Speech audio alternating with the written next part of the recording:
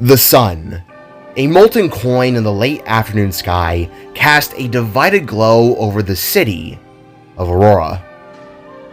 The northern half of this city was a gleaming metropolis of towering skyscrapers ablaze with neon lights and fancy architectural designs.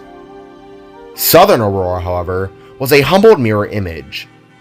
Its buildings were shorter, lights dimmer, slowly surrendering to a suburban lifestyle. It was the stark contrast of gold beside coal, wealth against poverty. Down in the canyons of northern Aurora, a kaleidoscope of beings pulsed with life, filled with humans. They had average heights, builds, and clothing styles to the modern age, but their eyes, they were larger and all different to the other. They shimmered with every conceivable color one could imagine. Their skin tones echoed this chromatic diversity. With everyone together, it was as though to be a walking paint chart brought to life. Their hair also echoed this range of colors, all either above or down beside tiny elf-shaped ears.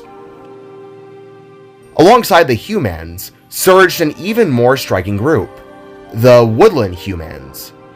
They were a vibrant tapestry of human and animal.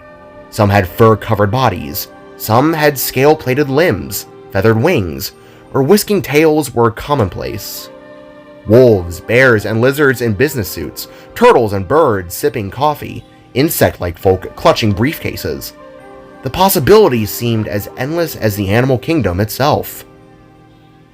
Dodging between them were tiny, bulbous-headed Peabody folk. Their stark white eyes and lack of noses made them an oddity. Then there were the bullhorns, a branch of people that had sharp horns atop their heads. Beside them strode starsight humans, their eyes glowing with cross-shaped constellations, their ears pointed and sharp, resting more so above their heads. Taller figures, with water-filled spheres levitating where their heads should be, mirrored the hues of their skin, the flipside humans. Then there were the truly bizarre, cloaked figures with cube-shaped heads, oversized noses, glittery hair, sparkly eyes, and disembodied floating hands. The enchanted humans. This crowd was a symphony of the strange and familiar.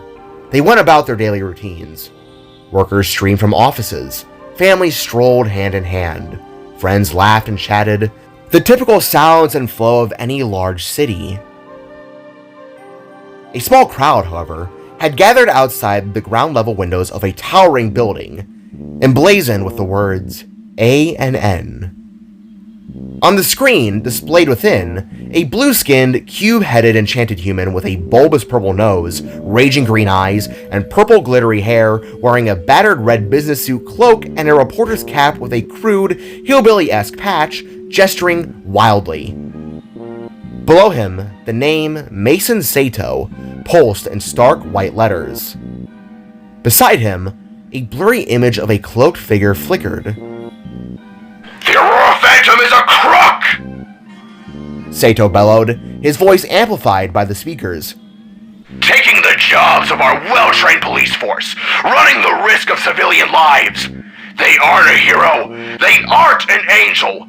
They are a phantom of our past, a threat to the established system. A murmur rippled through the small crowd. Lost in the commotion, a whoosh of air signified a presence weaving through the onlookers.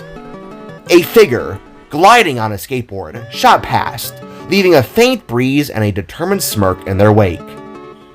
This skater was a teenage girl no more than 5'5" in height, cruising down the sidewalk, navigating the throng with practiced ease. Her skin, the color of summer tanned earth, was dusted with freckles across her face and exposed knees. She wore a bright orange turtleneck sweater tucked into a teal skirt, a white belt squeezing her waist. A teal beanie sat atop her head, and near knee-high white boots accented with orange lines completed the ensemble, tan orange socks peeking out from the seams. Pins adorned her right boot, a red number 2 and a miniature earth. Another pin, white with an orange musical note, decorated her beanie. She had stunning, bright orange eyes with white irises, a small nose, tiny sharp ears, and a band-aid plastered on her left cheek. A brace-filled smirk played on her lips.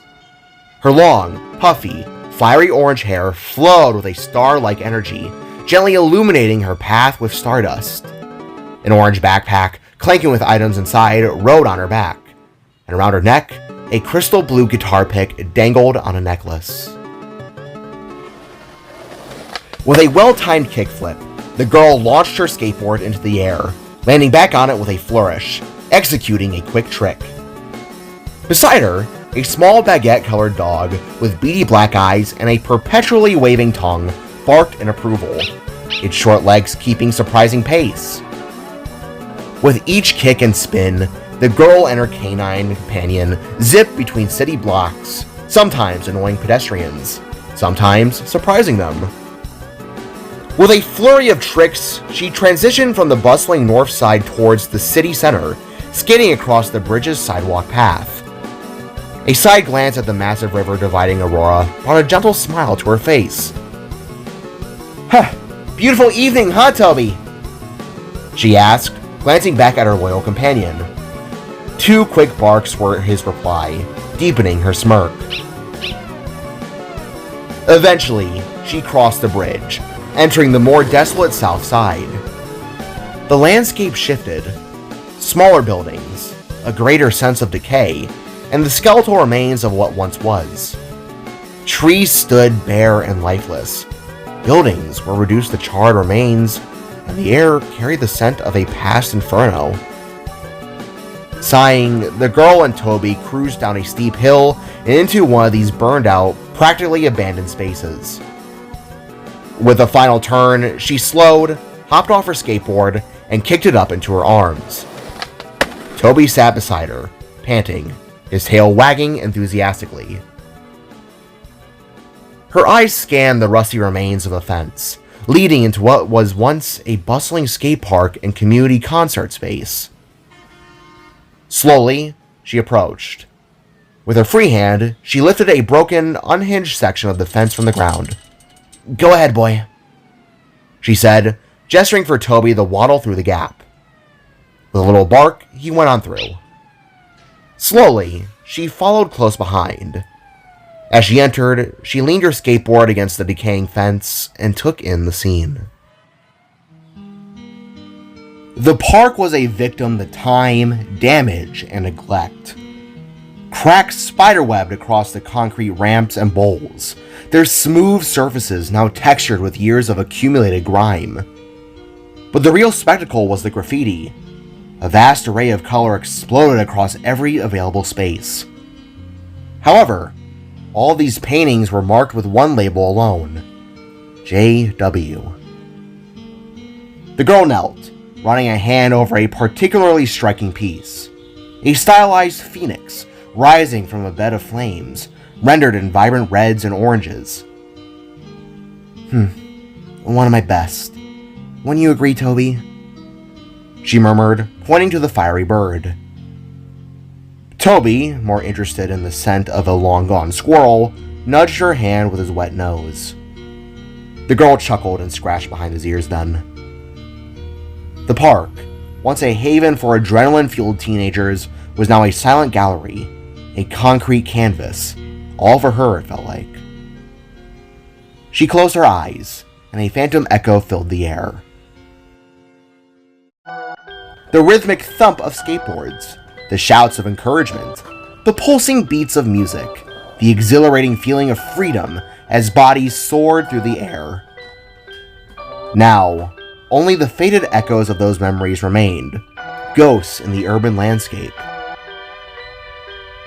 For a fleeting moment later, another, darker memory flickered in her mind. A searing image of fire, screaming, burning. Jaida! Jaida! Run, Jaida! A voice echoed, sharp and intrusive, shattering the silence. The girl, Jaida, gasped, her eyes snapping open, the silence now broken only by Toby's soft panting and the distant drone of traffic. Slowly, she reached up, her fingers finding the familiar comfort of the guitar pick necklace she always wore. She then turned her head towards an old performance stage in the distance, built with an old curtain hanger and sharp walls encasing it, its once ornate structure now weathered and worn. Slowly, she and Toby marched towards it, stopping before its balcony. Gently, Jaida traced the frame with her hand, her brow furrowing as she tried to shake the lingering images from her mind. Looking up, she took in the sight of another one of her murals. It was of a bald, heavy-set man shredding a guitar with passion. He had streaks of red dyed through his dwindling brown hair, a metalhead orange vest, a skull t-shirt, spiked leg and wrist braces, torn brown jeans, red boots, and blue cross-hatched eyes. Beside him was a woman playing the drums, clad in a similar, yet blue and black-themed outfit. Both of their skin was the same shade as Jaida's own. Beneath the mural, in bold, colorful letters, were the words, "May you forever rock among the stars. Foggy and Amelia Woods. Love your daughter, Jaida Woods." A gentle smile touched Jaida's lips. She then unslung her backpack and opened it, revealing a rainbow assortment of spray paint cans. What to do? She mumbled, shaking a can of blue paint in her hand. "Any ideas, Toby?" she asked, glancing down at her dog. She found him rolling around in a clump of fallen leaves, delighting in the season. The realization then struck her. It was early October, one of her favorite times of the year. Maybe a Halloween painting for this week, she told herself, gathering a few fallen leaves as inspiration. She was just about to start when a voice broke through from behind. "Jaida! There you are! See, I told you she'd be here!" Jaida rolled around, a startled gasp escaping her lips. Her eyes landed on three figures approaching from behind, three familiar faces that instantly calmed her racing heart. In the lead was Winona Specs. Winona was roughly Jaida's height, but their similarities ended there. Winona had light pink skin and radiant blonde hair flowing down her back. She was dressed in a bright lavender t-shirt with white accents, paired with a dark purple skirt. Long, dark blue leggings and white shoes completed her outfit. Fake gold bracelets adorned her wrists, and a pearl necklace matched the pearl earrings gracing her pointy ears. Large, dim blue glasses sat perched on her nose, magnifying her Peabody human-esque striking white eyes. Beside her hopped Coco Ito, a woodland human frog. Coco was a vibrant mix of bright reds and purple-white dotted patterns. Her head had a cherry sheen, while her arms and legs were purple and patterned like polka dots. She wore a dim blue t-shirt with a swirling pattern, a crimson brown skirt, brown shoes, and long black socks. Her eyes were wide and heterochromatic. Her left pupil was blue, while her right was green. Coco crossed her wriggly arms and then tilted her head at Jaida. Then there was Ellie Sangston, the tallest of the group. She was lanky but possessed a laid-back demeanor. Long, flowing red hair covered the left side of her face, contrasting with her pale blue skin and dim brown eyes. She wore a green turtleneck sleeve shirt, paired with light-shaded grassy green jeans. A red sweater was tied around her waist, and a pair of brown shoes completed her look. Hey guys. You sure are quiet." Ellie approached, leapt, and then perched herself on the ledge of the stage, swinging her legs idly. "Hey yourself. Haven't you been absent much lately? We were starting to think you galloped off to a far-off land with a prince," she greeted, sarcasm radiating with each word. Winona, ever the serious one, adjusted her glasses. "Oh, hush. That's not at all what we were thinking." Coco then nudged Jaida playfully. "5th day in a row. gonna be a pretty big hole in that report card. You realize that, right? She then gently stroked Toby, who had settled at her feet. Ellie picked up a spray paint can, turning it over in her hands. For real? Are you actually out here seeing a boy or something? Jaida snatched the can back, a flush rising on her cheeks. What? No, I'm, doing artist things. You guys should know me by now. Ellie then raised her eyebrow. Oh, it's totally a boy, isn't it? He's hiding somewhere, isn't he? A gentle smile played on her lips. No, it's not a boy. You guys know that my dating attempts always fail. Jaida insisted, pulling out her phone and checking the time. 4:30 p.m. No wonder they were here. School had been out for over an hour. Winona's voice then softened, her eyes fixed on Jaida. Oh my god, guys, stop. Look, Jaida, we're sorry to intrude on your private time, or whatever it is you do out here, but we're just worried about you. You just missed an entire week of school. You aren't calling us back, and... Winona paused, taking a long breath. We just wanted to know if there was something going on. Jaida fidgeted, avoiding their gazes. No. Sorry, guys. It's just... I didn't mean to worry you. It's, well... Jaida tried to find her words, her mind racing.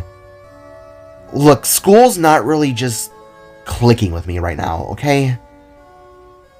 Winona raised an eyebrow. Not clicking? What do you mean by it's not clicking? Jaida, you're practically a genius. What else could possibly be holding your attention? Jaida rubbed her shoulder and turned away, taking her bag and rummaging through her items on the cold floor, leaving her friends to stare. A genius? First of all, you're the genius, Winona. I can't recall a time where you're not head deep into a book about literally anything that isn't fun. And you guys already know what's been holding my attention. Ever since the... Jaida paused again, the unspoken word hanging in the air. The incident. Nobody outside of you three and what's left of my family view me as normal. She sighed, aimlessly sorting through her items, fidgeting instead of preparing to paint. And as for the cherry on top, I feel like my purpose, it's elsewhere than school. I need to be doing something that actually matters. A beat of silence followed her outburst, a subtle knowing radiating between the four. Ellie spoke first, her voice soft. You're referring to being Aurora's phantom, aren't you? Jaida flinched, her eyes wide, breath catching in her throat. I thought I told you guys to not call me that. I don't like the name. I prefer the Cosmic Angel. Coco then gently placed a hand on Jaida's shoulder, kneeling beside her. Jai, we're all for what you do in keeping our streets safe, but skipping school? You don't think that maybe it's jumping the shark to your life a bit? Education is important, the frog said as their gazes met with furrowed eyes. You're prioritizing being a one-girl army against the BS of our city when you could be, I don't know, sitting in class, doing math. I mean, now that I say it out loud, I can understand, but at the same time, that's a lot. Especially for someone like you, Jaida. Ellie said as Toby approached, nudging her hand for attention. Jaida, look, we're all for you being Little Miss Superhero and all that, but what about your future? Winona asked. What about it? Jaida scoffed. I'm gonna be fine, guys. My education isn't that important if our city is gonna continuously plummet into corruption and crime. What I'm doing out there as the Angel is making a difference. A difference for all of you, for everyone, especially here in the South. Jaida looked up towards the darkening sky. After that night, I both lost and gained. It's my belief that it's for a reason in some way. I can't just sit by and do nothing with these abilities. As she spoke, her hands shimmered, a bright white glow outlined with orange. The three girls gasped as the star-like particles danced off Jaida's fingertips. They had seen this many times before, but it never failed to amaze them. We get it, Jaida, we really do, but is squandering your future and chasing crooks and shadows really worth throwing everything else away? You're just as important as the rest of us. Winona insisted, making Jaida pause. They're not shadows, Jaida affirmed, her voice rising slightly, her gaze still fixed on the sky, avoiding the question of her own worth. They're real problems, real people hurting. Nobody is doing anything about it, so someone has to help them. The authorities, they're not doing enough. I can be enough. Ellie ran a hand through her hair. We get it, Jaida. You have a good heart. We admire what you do, but you're putting yourself in danger. Have you even thought about what would happen if you got caught, or worse, if you got hurt? Jaida remained silent, her jaw clenched. The afternoon sun continued its descent, casting longer, more ominous shadows across the skate park. Winona then took a deep breath, a question laced with both fear and a hint of accusation hanging heavy in the air. Does Nock know you've been skipping classes? Jaida's face strained of color. She remained silent, her gaze fixed on the empty space in front of her. The question hung deafeningly in the air, unanswered, until the distant wail of sirens pierced the silence. Jaida perked up, her eyes suddenly sharp and focused. I know that perk. You gonna answer or leave to save the day like every sleepover since last year? Ellie asked, as Jaida immediately began rummaging through her bag. Yep, she's doing the latter, Coco stated, picking Toby up and holding him in her arms. Jaida. Winona began, but Jaida was already putting on a pair of clothes over her others. The outfit was reminiscent of Robin Hood, but with Jaida's unique flair. A large, dim orange tone hooded cloak that reached her ankles concealed a self-stitched, dim purple long-sleeved shirt that ended in a skirt. Two other draping pelts matching the hood were secured with a belt at her hip sides. Light maroon gloves and pants covered her existing clothes, and she traded her boots for a pair of worn brown-stitched brown boots. Swiftly, she tucked in her necklace, pulled the hood up, and obscured her face so that only her glowing orange eyes peered back from the darkness it created. Duty calls. Sorry, guys, Jaida said as Winona placed her hand on her shoulder. Look, you suiting up and rushing into the night is always so cool to see, but tomorrow we're gonna have to really talk about this, Winona said. Yeah. We're planning on taking a stroll through the city and maybe visit the mall. It's a weekend and we want you to join us for once, Ellie added. Yeah, we miss you, Jaida, Coco chimed in. Jaida's glowing eyes furrowed into a sad expression. Yeah, I'll join you guys. The city never sleeps, you know? Jaida then suddenly disappeared in a flash of orange might, reappearing, perched on the rail of the fence that guarded the skate park. She had moved at the speed of a shooting star, practically teleporting. Neither do you.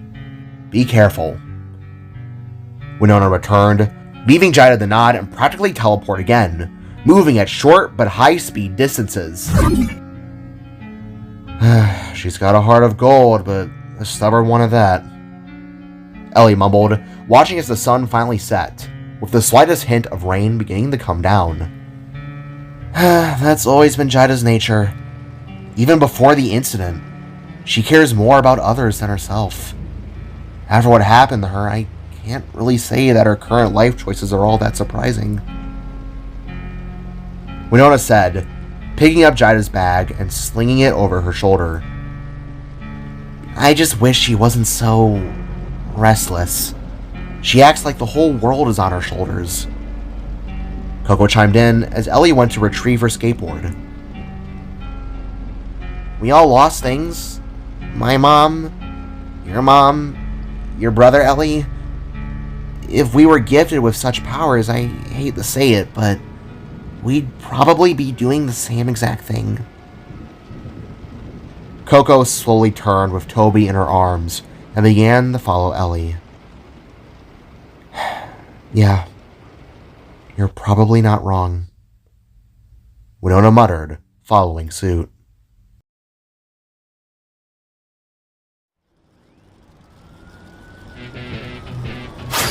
The eruption of orange stars momentarily blinded Jaida as she materialized back into reality, the raw energy of her teleportation surging through her.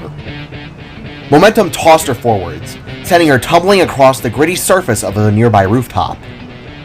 With a grunt, she pushed herself to her feet, ignoring the sting of scraped knees and elbows. Adrenaline coursed through her veins as she sprinted towards the edge of the building, her cloak billowing behind her. In the distance, the city lights were punctuated by the frantic dance of red and blue, painting the South's very few skyscrapers in a chaotic, pulsating glow. It was a familiar sight, an almost weekly occurrence.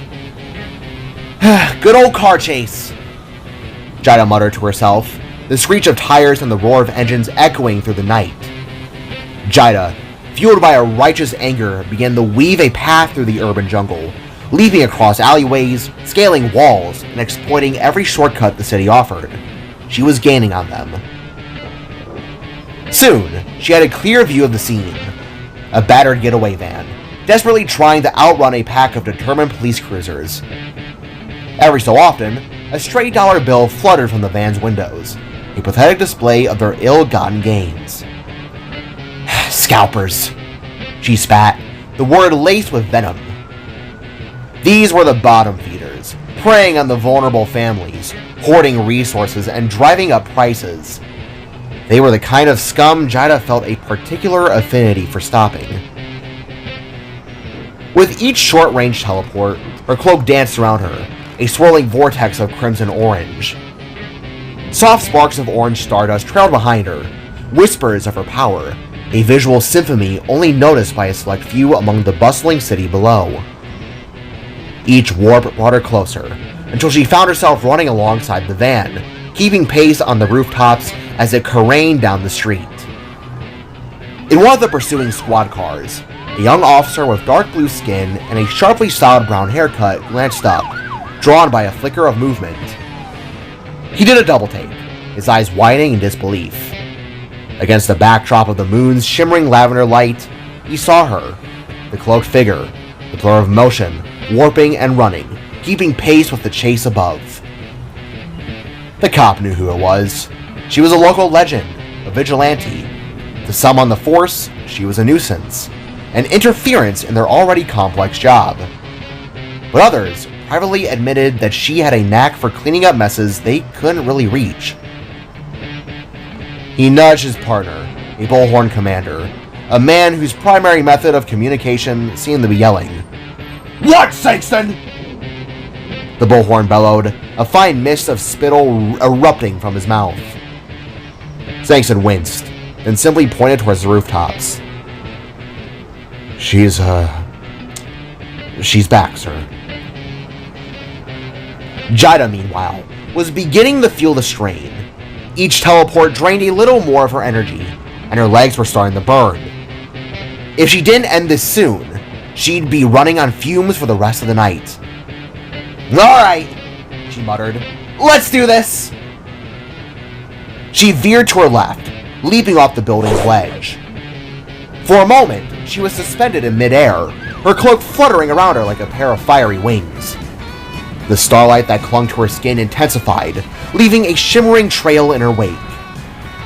As she plummeted towards the ground, she closed her eyes, focusing on the fleeing van, and then she teleported. In a heartbeat, she was gone from the rooftop, reappearing with a jaggering clang in the back of the van. The impact sent her sprawling across the cold steel floor, slamming into the locked back doors with a painful thud. "Oh!" she gasped, pushing herself upright. "Damn it!" she gruffed, always forgetting that physics still applied when it came to teleportation. It was an incredible ability, but it came with its own set of challenges. Why do you guys always drive like... Oh, hello. She turned to face the occupants of the van. Two figures, clad in baggy clothing and wearing grotesque hockey masks, stared with their wide, terrified eyes. They clutched heavy hockey sticks, but their hands trembled. Hockey sticks? Really, guys? Jaida asked, her voice dripping with disappointment. One of the masked men lunged forwards, swinging his hockey stick in a clumsy arc. Jaida quickly sidestepped the attack with ease, spun on her heel, and delivered a swift roundhouse kick to his head. As he crumbled to the floor, the other man swung from behind, aiming for the back of her head. Reacting instinctively, Jaida tried to warp behind him, but something went wrong. Instead of landing inside the van, she found herself outside, sprawled across the hood. "Oh, shoot!" she cursed as the wind threatened to rip off her hood. Looking up, she locked eyes with the driver, a man staring at her in utter disbelief. Beneath the shadow of her hood, Jaida offered a weak wave, her expression awkward. "Hey, sorry to barge in and stuff, but I don't think all that money and stolen junk in the back belongs to you guys," she said, her tone disapproving. She propped her head up, with her hand idly tapping on the hood of the van with her finger. Just to go out on a limb here, if you dudes are trying to impress a girl, I can assure you that she won't be flattered. In fact, she'd probably find it pretty pathetic and more than likely call the cops." She rolled her eyes theatrically, hoping to annoy the driver into making a mistake. "The damn witch!" the man screamed, pulling a pistol out from his passenger seat. "Oh boy!" Jaida gasped as the man leveled the weapon and fired, shattering the windshield. Reacting instantly, Jaida summoned a shield of shimmering starlight, shaped like a medieval heater shield. It absorbed a few shots before shattering into a million glittering fragments. With a roll to her right, she got in the door and gripped the lock handle, barely skimming the rapidly passing road. She had to keep her legs up, making her look as though she was stuck in a cannonball pose. "Jeez! Is it so hard to just make money normally for you people?" Jaida shouted. "You could start a MeTube channel, a fundraiser. Oh, I know McDonald's is hiring." The driver, ignoring her attempts at humor, unleashed a volley of bullets at the passenger window, forcing Jaida to duck as shards of glass rained down on her. "Get out of here, Phantom! We got this under control!" An officer yelled through a megaphone, a cruiser spotlight blinding her. Jaida shielded her face, her heart pounding. "Hey, relax guys, it's okay, I'm here to help," she replied, her voice strained. She then turned back to the police cars, her heart thumping in her chest. "If you do not refrain from the scene, you will be under arrest!" the officer shouted as the vehicles careened around a corner. Jaida rolled her eyes, pressing her feet against the door to steady herself, and focused on the empty space in front of the van. She then muttered the words she had heard countless times over the past 2 years, a tired refrain. "Blah, blah, blah, you guys say this every week. Now, sit back and let your friendly neighborhood angel do the heavy lifting for you." Closing her eyes, she focused, evaluating the best way to bring this chaos to an end. Sparks of white and orange blazed around her, the raw power of her abilities igniting. With a sharp intake of breath, Jaida warped herself to be a few yards ahead of the van.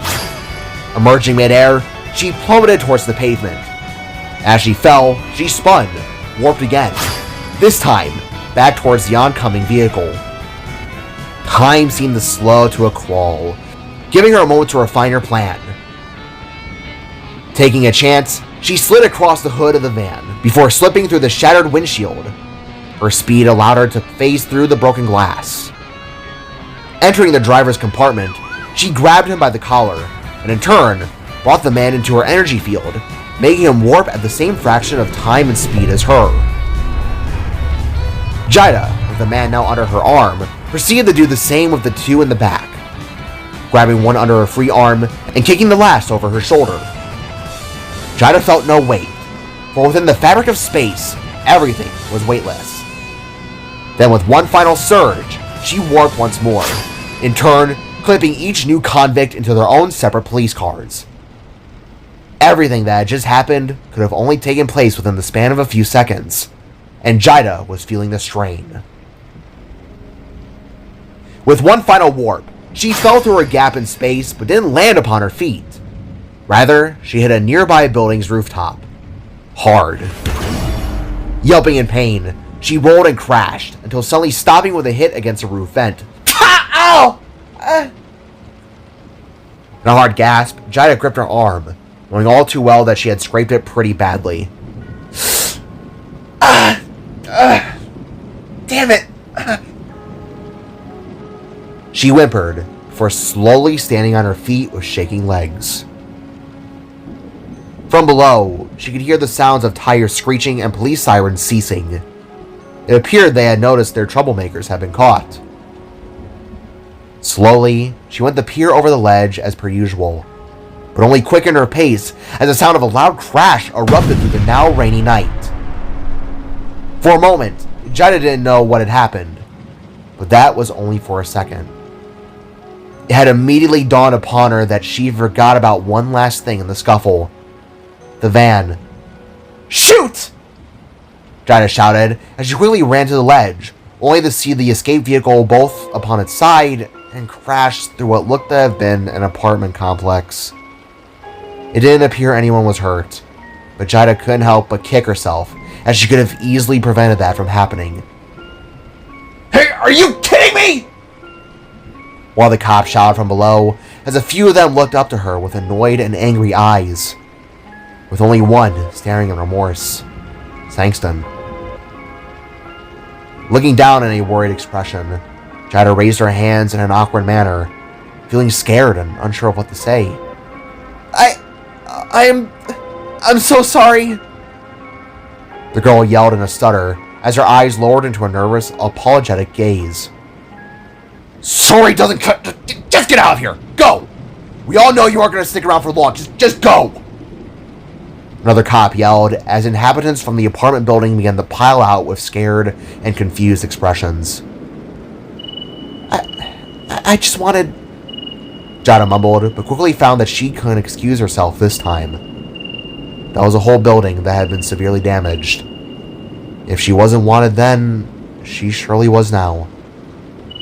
I was just trying to help, she quietly said, whilst backing off into the shadows. Hey, wait! Sangston exclaimed, with a reach, before the audible sound and orange flash of a warp came from above.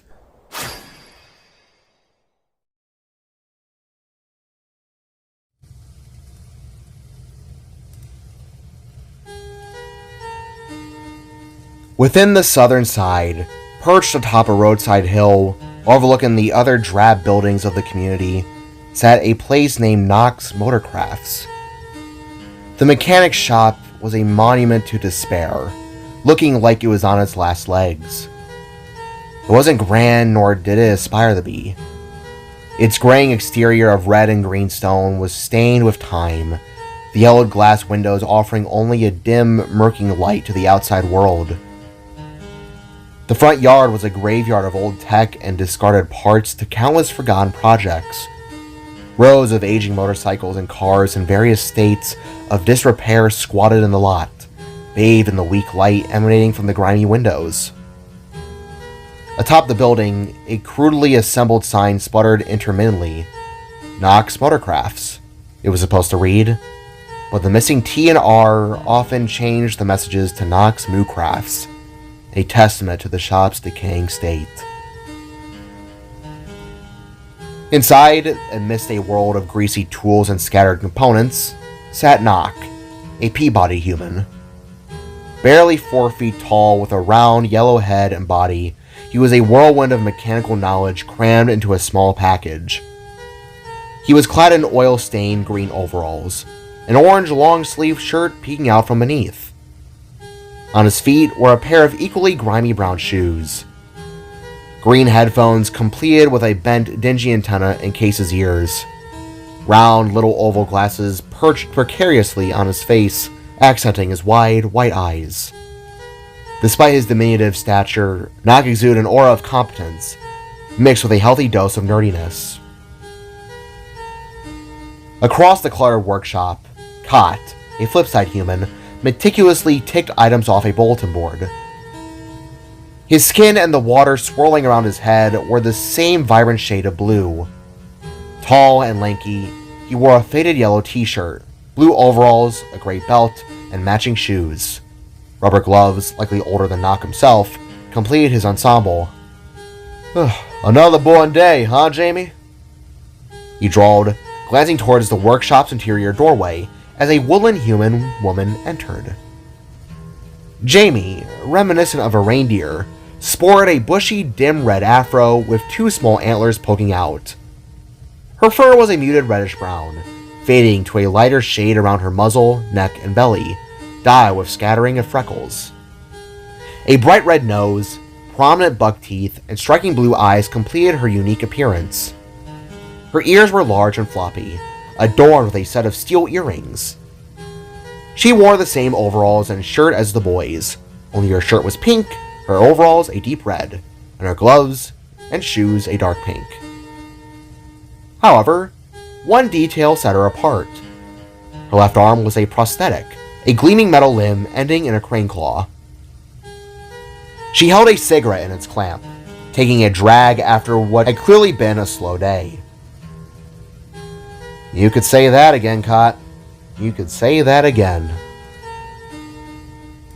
Nock scrolled through his phone, his expression unimpressed as news articles and memes flickered across his glasses. Same old, same old. He muttered to himself. Then, a headline caught his eye, highlighted in red. ANN breaking news. He clicked on the article, his brow furrowing as he read. A sigh then escaped his lips at the end. "What's the matter, little buddy?" Kot asked, approaching him with Jamie. Nock bit his lip, leaned back in his chair, and scratched his chin. "Oh boy," he mumbled, pushing his glasses up on his face. Jamie peered at the phone screen, biting the inside of her cheek. Yikes. Kot remained silent, his expression unreadable. "Jaida," Nock mumbled, concern etched on his face, pinching the skin between his eyes. As if summoned, a familiar sound erupted from outside the shop. An orange flash caught their attention, followed by a muffled, "Oh!" as Jaida stumbled in the view. Nock, Kot, and Jamie watched as Jaida quickly regained her feet. Brushing herself off, she was back to wearing her usual attire, but her turtleneck was now tied around her waist, revealing a peach-colored tank top in the dim light. Her cloak was also slung under her arm. She turned, met their eyes, and gave an awkward wave, her dopely braced teeth visible in a small smile. She trotted towards the glass door, which promptly displayed a "We are closed" sign. Nock then waved back and shouted, "Door's open!" Jaida nodded, took a deep breath, and attempted to push the door open, only to bump her head against the glass. "It's pull now, not push. Remember, love?" Jamie reminded her, a hint of amusement in her voice. This was becoming a nightly occurrence. Right, sorry," Jaida replied, wiping away the smudge mark on the glass. She pulled the door open. "You know, you guys really shouldn't sit by the window if there's a 'We are closed' sign. That kinda feels like a middle finger to late-night strollers." Jaida greeted them, her tone weary but calm. She then pulled off her beanie and placed it on the nearby coat rack, joining her book bag and skateboard, indicating that her friends had dropped her stuff off. "Jaida, it's 11 p.m. I'd be astonished if anyone came by at this hour. Knock retorted, pushing himself out of his chair and walking around to the countertop. As he did, Toby, the scruffy little mutt, waddled from around the corner, panting and trotting up to Jaida for affection. "Hey, buddy," Jaida said, petting the dog as Knock approached. "Look, before we get to discussing anything else, I just gotta ask something." The mechanic grumbled, placing his hands on his back and cracking it. "About?" Jaida inquired, giving him a curious look. They all quietly moved towards the workshop area at the rear end of the building. Knock narrowed his eyes, looking up at Jaida's face. Jamie and Cott then took a step back, realizing that they were about to witness a family matter. "Oh, just wanted to ask how the weather was." "What were you thinking?" Knock practically wrestled his phone into Jaida's face, the suddenness of it making her jump. "Whoa! Dude, relax, what's..." "Oh." Her gaze landed on the bright screen, the bold headline blaring. "Phantom busts crooks and apartment complexes. Friend or enemy?" Written by the A&N Crime Division. "What?" Jaida snatched the phone, her brow furrowed with a mix of irritation and exhaustion. She scanned the article, her frustration mounting with each line. No uplifting messages, no acknowledgement of the good she'd done, just words dripping with cynicism, labeling her actions as a nuisance and interference with the law. They even gave the cops credit for the capture of the crooks, the very ones she had wrangled. "Fake news," she muttered under her breath. "This is... I didn't...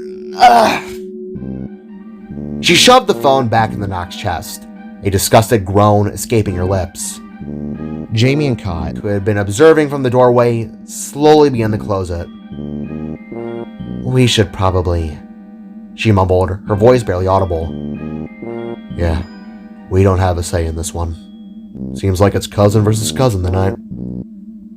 Cott added nervously, averting his gaze as the door sealed shut, leaving Jaida, Knock, as well as Toby alone. "Ugh? That's all you're gonna say? Ugh?"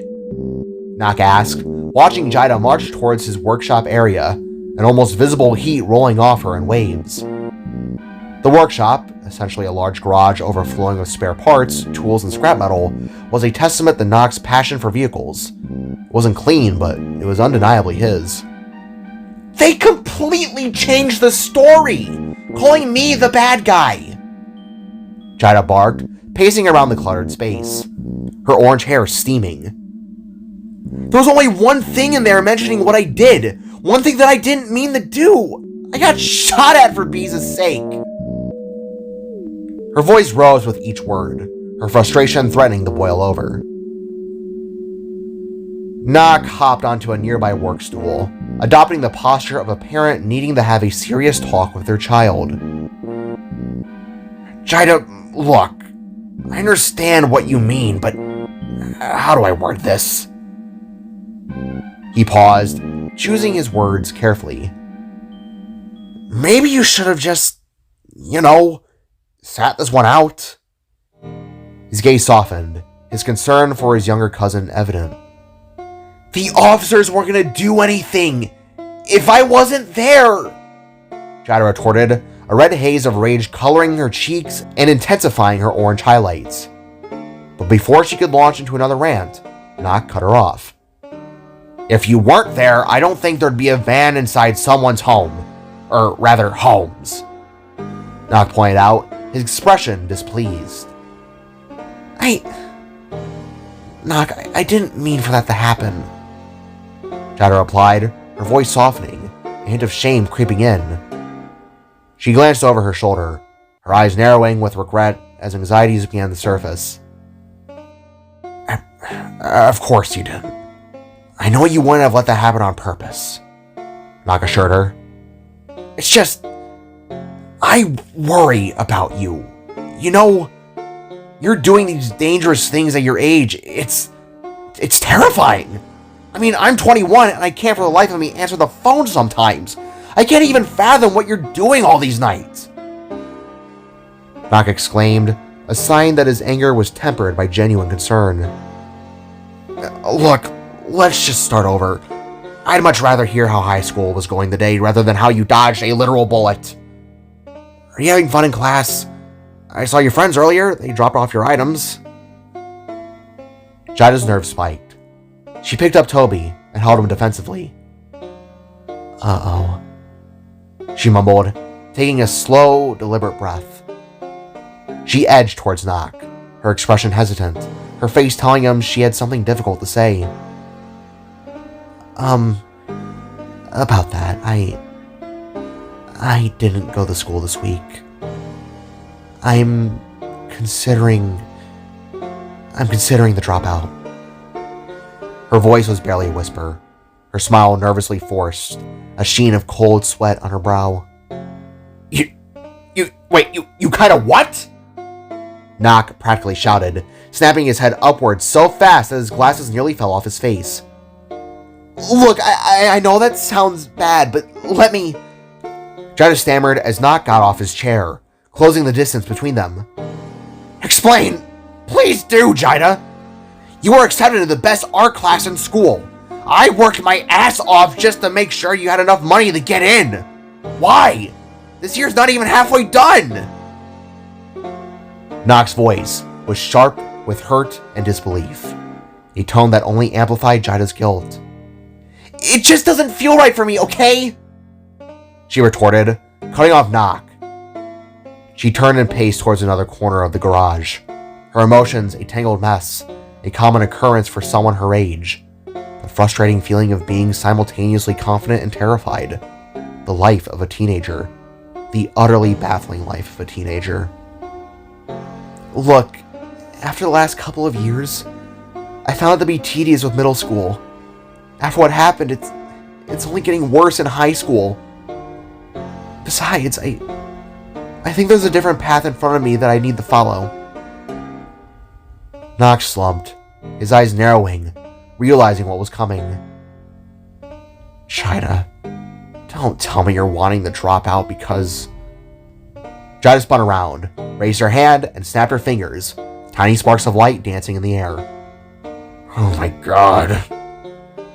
Nock could only manage, a growing sense of dread washing over him. Nock, I have abilities that no one in the entire world has. I have a gift that no one else retained from the incident. I can put them to good use. Jaida exclaimed, warping closer to Nock, startling him slightly. For one, I can basically teleport, she said, beaming. Jaida, Nock winced nervously as she continued the ramble. I can summon almost any item out of whatever this strange space light is that flows through me. She boasted, turning her hands into literal balls of shimmering light. A large mallet made of starlight materialized from them, which she twirled effortlessly before vanishing it into thin air. Jaida, can you... At this rate, I might be able to fly. Maybe I can make light illusions. Wait, what if I can make a motorcycle out of pure energy? Jaida theorized, bouncing on the balls of her heels and flapping her hands excitedly. Jaida! Nock snapped, slapping his hands against his face in exasperation. Have you completely lost your marbles? He asked, his brow furrowing, his expression weary. No? Oh, I don't think so, at least. Jaida replied, teleporting back to her original spot, Toby panting happily in her arms. So let me get this straight. You want the dropout of high school to be a crime fighter 24/7. Nock sputtered as Jaida sighed heavily. That's exactly what I plan to do. Someone has to protect the unprotected in this dumpster fire of a city. Jaida retorted, her voice low of frustration, a tone that suggested she felt her cousin wasn't understanding her. You're really sitting here and telling me you'd rather get shot at every night instead of enjoying a normal life? Is that seriously what you're telling me? Biting her lip, Jaida glanced over her shoulder, a hint of annoyance in her eyes. My life hasn't been normal since the incident, Nock, she said, her tone dry. The city is corrupt. Our side of the curve is riddled with untreated crime. while the North Side barely gives anything in return. If the law won't step in to make this place better, then I'll be the one to take that step. She bellowed, a newfound anger shimmering beneath the surface. I haven't had a normal day since that night, and it feels like everyone at school loves to remind me of my physical appearance, Jaida stated, grabbing her hair and pointing at her eyes. Jaida locked eyes with Nock, their gazes filled with conflicting motives and opinions that clashed with one another. I have powers that no one else has. I'm not going to discard them in favor for some basic gig. If they were forced upon me, then I'm going to make sure I use them every single day of my life. That is final, do you understand? She finished, crossing her arms defensively. Nock stared at his cousin in utter disbelief. The words trembling from her mouth sent a wave of nausea swirling through his stomach. He loved Jaida. They were more like siblings than cousins. And the thought of her throwing herself into danger all day made him feel sick. He knew he couldn't stop her. When Jaida set her mind to something, she rarely backed down. Despite this, Nock couldn't help but blurt out something that made both of them fall silent. Do you think this is what your parents would have wanted? Jaida's eyes flashed with a fleeting pain. Then, as if a switch had been flipped, her expression softened, dissolving into a blank, saddened gaze. Her head lowered, the vibrant orange of her hair dimming, leaching the warmth from the room. The shift in color was mirrored in her eyes. The fiery orange cooled down to a somber, reflective blue, a visual manifestation of her internal turmoil. No, Jaida, I didn't mean to say that.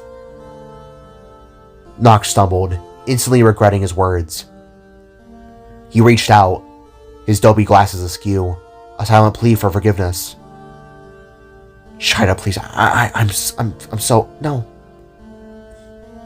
it's fine. I get it.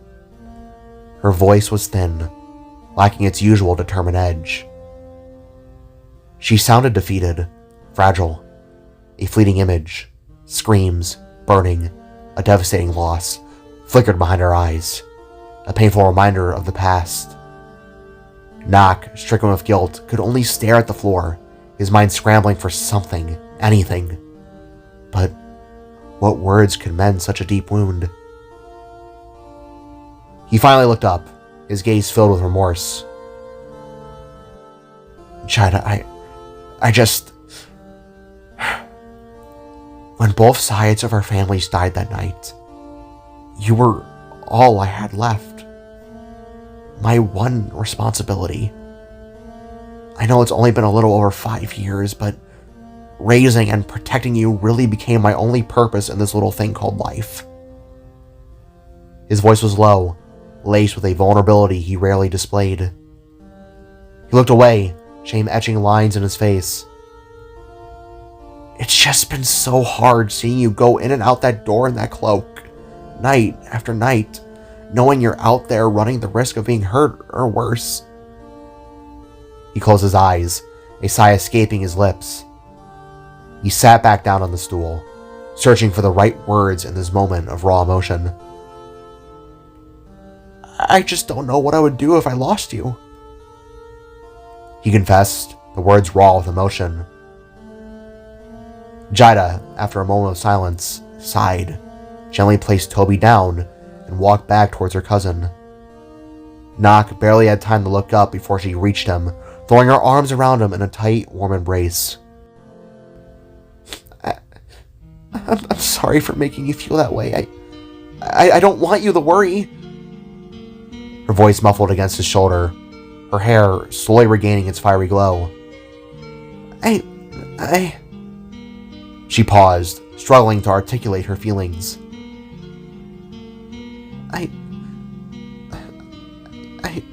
I'm not a little girl anymore.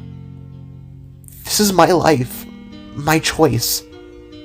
I know you're scared for me, but there's a part of my soul that can't help but feel as though this cursed gift of mine has a purpose. I could have died that night, Nock, but for some reason, I lived, and I lived with these powers. Don't you think that's some kind of sign? Pulling back, she locked eyes with Nock. Both faces were drawn and tired, etched with anxieties of the day. Yet in the shared grief and silent understanding, they found a degree of comfort. Aurora is rotten to the core. Crime runs amok.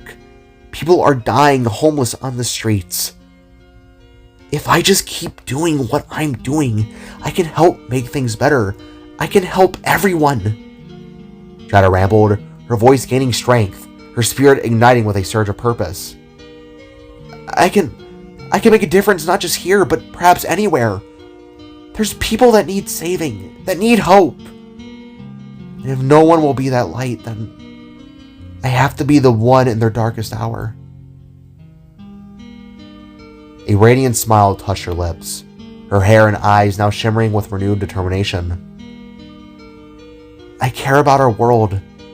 I care about our city. And I deeply care about you and everyone I know. Don't you understand why I'm doing this?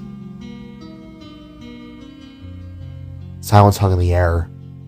Nock looked away, wrestling with his own conflicting emotions, but then turned back, worry still lingering in his eyes, but tempered with a glimmer of understanding. Look, kid, no matter what you do, no matter how old you get, I'm never going to stop worrying about what you do and where you go. But if this is what you want, just promise me this. He said, gently raising his hands and wiping tears away from Jaida's face. Whatever path you follow, wherever the stars may take you, just promise me that at the end of the day, you'll come home. He asked, brushing a tear from her face. I promise. I'll even be sure to inform you on what I do if that makes things better. Nock cracked the tiniest of smiles. I would appreciate that greatly, kiddo. I love you. Nock glanced at the clock, sighing. Alright. Do yourself a favor and get some sleep. Your friend said that you'll be going out with them tomorrow, right? Jaida nodded. Here, take this. Nock then handed her 3 $20 bills, $60 in total. What's this for? She asked, surprised. For the mall tomorrow. Take it and get yourself something nice. Jaida shook her head.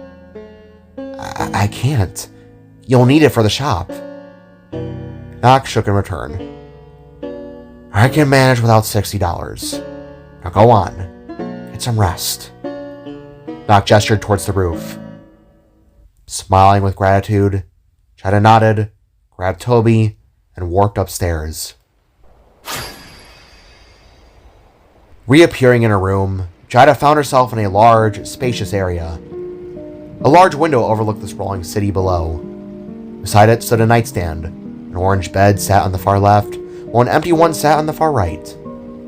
A soft rug rested on the floor, and various items hung blurred on the walls. Setting Toby down, Jaida walked over to her nightstand, using her glowing hair as a soft nightlight. Reaching out, she grabbed a medicine bottle and popped 2 pills into her mouth, washing them down with water from a bottle on the nightstand. With a sigh, she kicked off her boots and removed her skirt, revealing a pair of black shorts beneath. Taking her turtleneck off her waist, she tossed it to the side of the room. Finally, Jaida sat on the bed and looked up at the ceiling, gently holding onto her guitar pick necklace. As she did, Toby hopped up, walked over, and rested at Jaida's side. Gently, she reached out and held onto him like a large plush toy, resting her face into his fluffy little body. Closing her eyes, she allowed the stress of the day to fade into obscurity, listening to the rain hammering against the window, its rhythmic drumming soothing her to sleep.